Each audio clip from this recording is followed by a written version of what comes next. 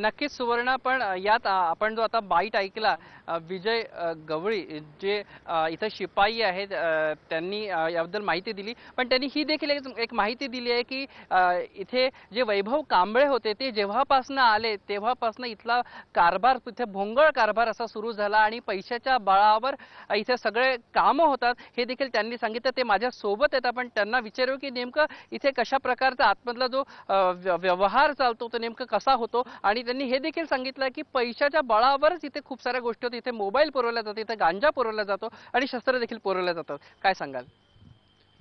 Sir, मी 4 वर्षापासून नागपूर मध्यवर्ती कारागृहामध्ये आहे आणि मी पूर्ण महाराष्ट्रातले कारागृह बघितले आणि तिथलं सिस्टम बघितलं, पण इथल्यासारखं सिस्टम मी कुठंच बघितलेलं नाही.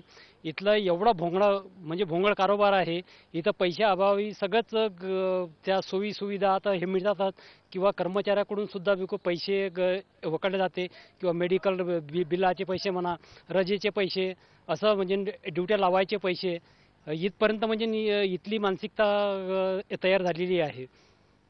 हे काल कैदी पळून गेले, नेमकं त्याच्या मागे कोण मुख्य सूत्रधार असू शकतो? कारण का आत संगनमत जर असेल तेव्हाच हे शक्य होऊ शकतं. सर, त्याच्यामध्ये एक म्हणजे असं आहे की मोक्याचे चारही आरोपी एकाच ठिकाणी एकाच बॅरेकमध्ये ठेवण्यात हा खूप मोठा गुन्हा आहे. तरी वरिष्ठ अधिकाऱ्यांना हे सुद्धा म्हणजे माहिती आहे, कारण की चारही आरोपी त्या एकाच बॅरेकला होते आणि हे पैसे देऊन पलटी किंवा त्यांनी पैसे दिलेले आहे आणि त्या पैशाच्या बळावर त्यांनी ते उठून प्लॅनिंग केलेलं आहे. पोलीस इथे अधिकारी सांगतात की इथली भिंत पार करून ते गेले. नेमकं काय सांगा, कारण संध्याकाळी जेव्हा काउंटिंग झालं तेव्हा ते होते, तर ते नेमके आतमध्ये होते की बाहेर त्यांना ठेवण्यात आलं होतं? काय सांगाल? सर, ते आतमध्येच होते, कारण की यांची पहिलेपासूनच त्यांच्याकडून पैसे उखडण्याची यांची प्रथा चालू होती आणि हे आम्हाला सुखसुखी म्हणजे चालू होती, कारण की आम्ही लहान कर्मचारी असल्यामुळे आम्ही काहीच बोलू शकत नाही. जे काही करतात ते वरिष्ठ अधिकारी त्यांच्या आदेशाप्रमाणेच सगळं कामं होतात इथे आणि त्या कर्मचाऱ्याच्या भरोशावर कुठलेच कामं होत नाही. ते काही दिवसांपूर्वी वाढदिवस देखील साजरा झाला होता.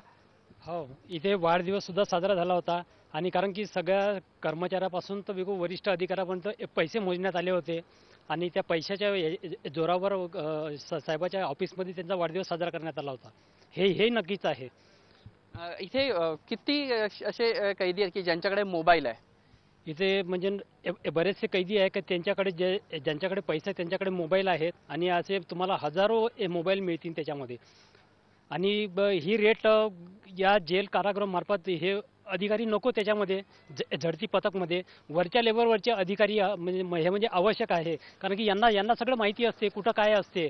तर हे लोक दाबण्याची म्हणजे आपल्या घरातली गोष्ट कुठं जाऊ नाही म्हणून हे लोक त्या पैशाच्या अभावी तर त्यांना माहिती कळलं नाही पाहिजे म्हणून हे लोक त्यांना पार्ट्या करतात, हे करतात आणि त्याच्यामुळे त्यांना तो सापळा रचून बाहेरचा सापळा रचला पाहिजे आणि ते पथक आलं पाहिजे आणि त्यांनी त्या पथकानं कारवाई करायला पाहिजे, असं माझं मत आहे. इथे एक विहीर आहे, ज्या विहिरीत हजारो मोबाईल असतील असं बोललं जात आहे. काय सांगाल? जप्ती जे मोबाईल आहे, ज्यांच्याकडे काही पैसा म्हणजे पैसा नसतो, कारण की जेव्हा जेव्हा अधिकारी जेव्हा पकडायला जातात जेव्हा तो मोबाईल सापडला की त्या माणसाकडून 5,000 रुपये किंवा 10,000 रुपये घेतले जाते आणि समजा त्याच्याकडे पैसे नसेल तर तो विहिरीमध्ये टाकल्या जाते आणि जर पैसे असेल तर मग तिथल्या तिथे सोडल्या जाते. अशी इथली प्रथा आहे.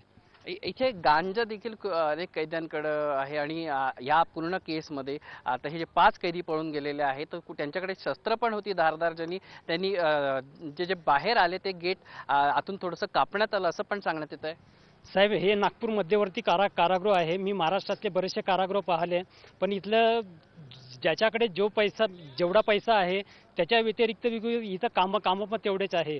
जसे गुंडे प्रवृत्तीचे लोक आहेत तसे इथं शासनाचे गुंडे प्रवृत्तीचे लोक सुद्धा इथे आहेत आणि शस्त्रापासून तर सगळंच म्हणजे इथं तुम्हाला साठा तुम्हाला सापडेल. दलालांची गोष्ट तुम्ही केली होती की दलाल आहेत, नेमकं त्याविषयी जाणून घ्यायचं आहे. आणि इथे म्हणजे प्रत्येक व्यक्ती दलाल आहेत, जे 4-5 दलाल आहे जे पैशाचं घेणदेण करतात, सिव्हिलमध्ये फिरतात, कधी ते ड्रेसवर राहतात, म्हणजे असे त्यांच्याकडून पैसा कोणत्या नंबरवर कधी पैसा म्हणजे याचं एक चॅनल आहे आणि त्या पैशाच्या मोजणीवरून त्यांना एकाच बॅरेकमध्ये ठेवण्यात आलं आणि त्या बॅरेकमधून ज्यांनी पैसे मोजण्यात आले, पैसे मोजून हा प्लॅन सक्सेस झालेला आहे.